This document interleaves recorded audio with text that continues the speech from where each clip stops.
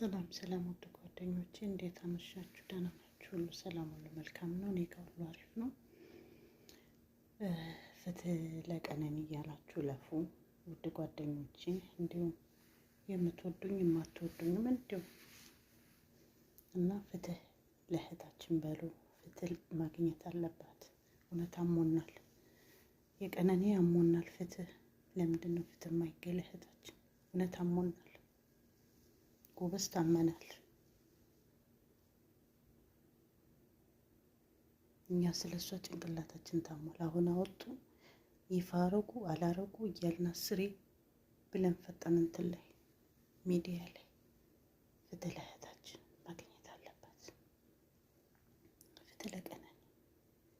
እውነት ውድ ጓደኞቼ ሁላችሁ ሙስሊም ክርስቲያን ወዘተ ፍትህ ማግኘት አለባት። እየወጣችሁ ተናገሩ።